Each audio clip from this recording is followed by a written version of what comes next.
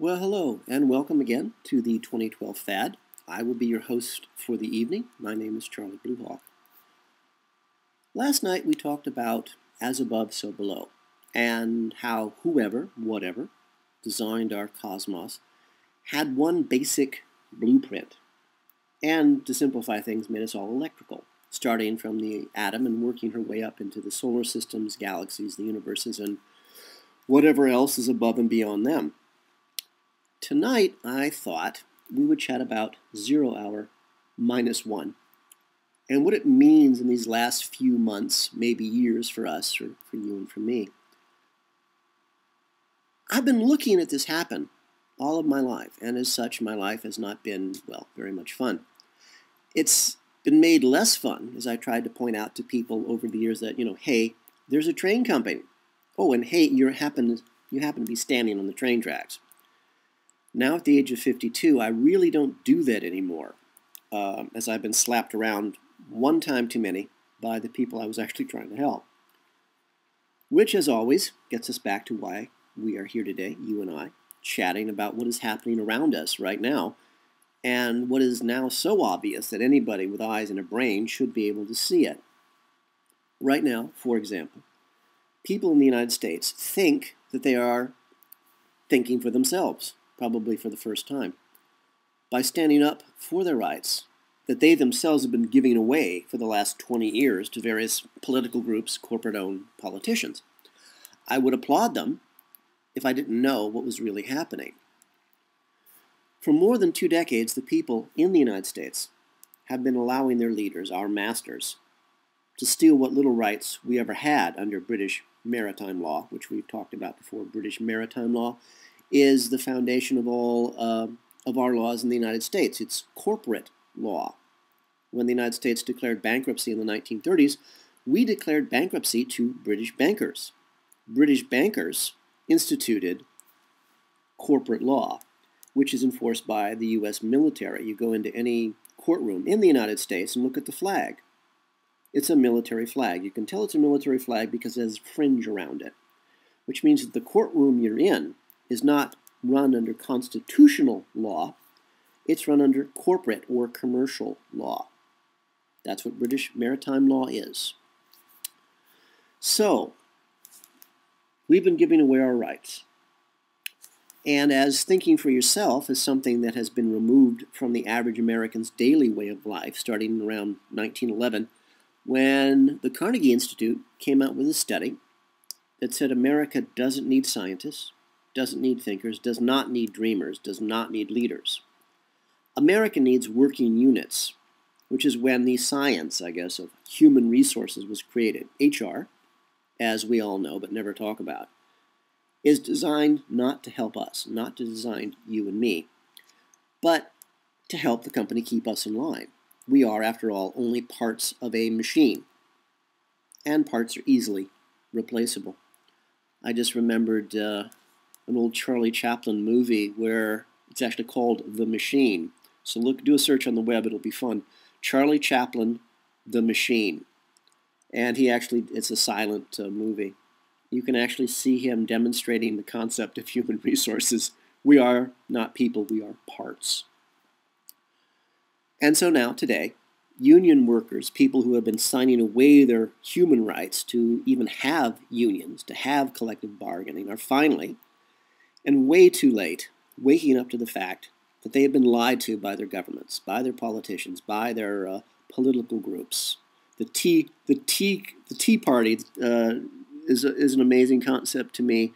Anyone who would believe, well, we'll talk about that some other time. I want to try to focus for a second, pardon me.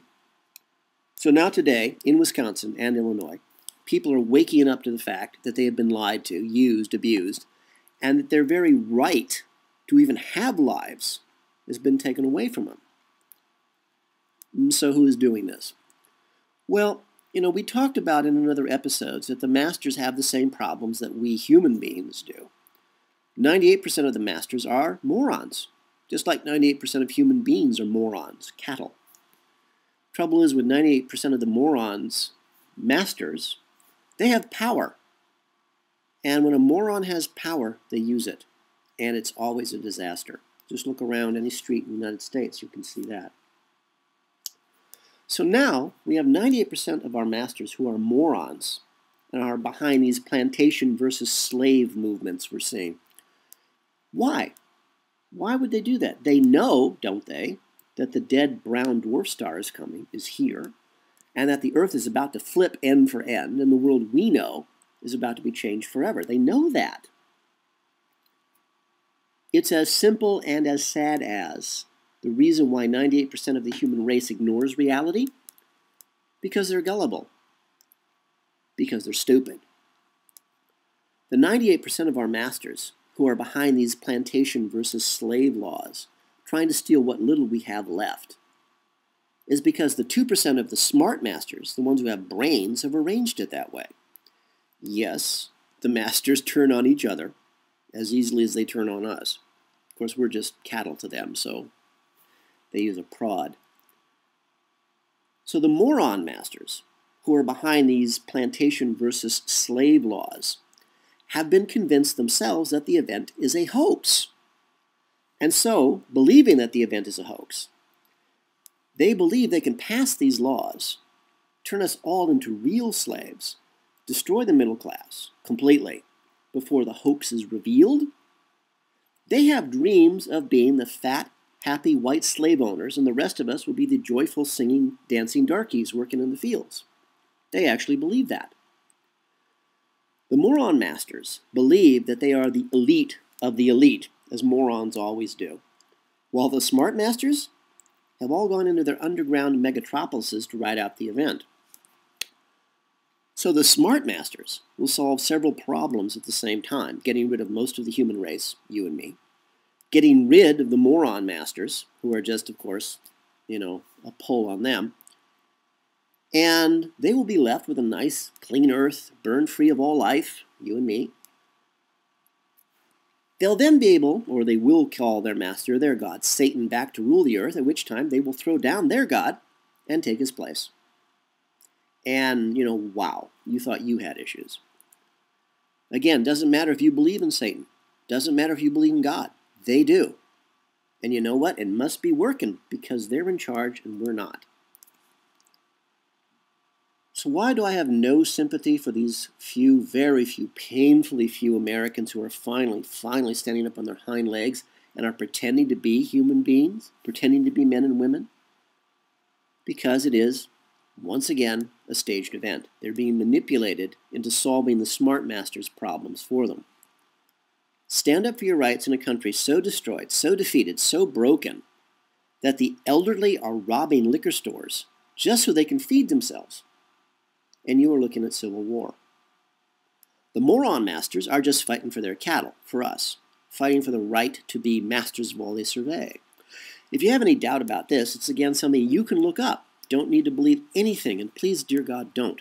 Don't believe anything I say. Find out for yourself. Look up FEMA and their plans for the U.S. Look up how FEMA has divided the United States into 13 areas. Then, go look at the Roman Catholic Church and see how it divides the United States. The 13 moron master groups or families have divided us up, the cattle up, into 13 regions. We've all been tagged. It matches the FEMA plan, and it matches the Roman Catholic division of the United States exactly. Again, look it up for yourself. Never, ever believe anything anyone tells you, me or anyone else. So now we've got the moron masters, the idiots, believing that the event is just a hoax that will allow them complete power, complete rule over us.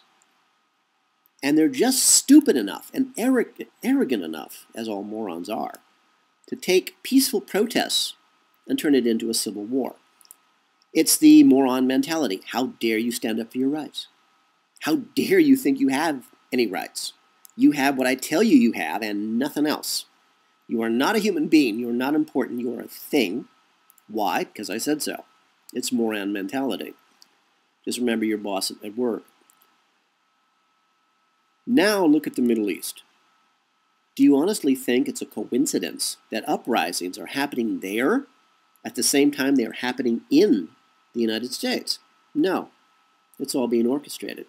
In the Middle East, It's for cutting off the oil supplies to Russia and China with the hope that they will bring about the Christians' Bible's War of Armageddon, another staged event. So what do? You and me? Nothing. There's nothing we can do.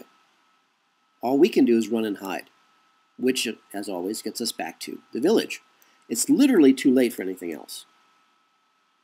I've watched this my whole life. December 2000 was the last chance we had as a people to take back the Western world peacefully. That moment came and went. I yelled, I screamed, I begged, I hollered. And I talked to others, painfully few others who knew, and they would just look at me and say, Charlie, you know the answer. Why are you asking us? So I'm sorry, it's too late. The best we can do is to run for it. The best you can do is to free yourself. And please have a plan. Whatever it is, have a plan. You know that we here at the 2012 FAD, we have a plan. So for all of us here at the 2012 FAD, this is Charlie Bluehawk, wishing you a really good day and reminding you, please, just keep that one good thought. It may be all that you actually have.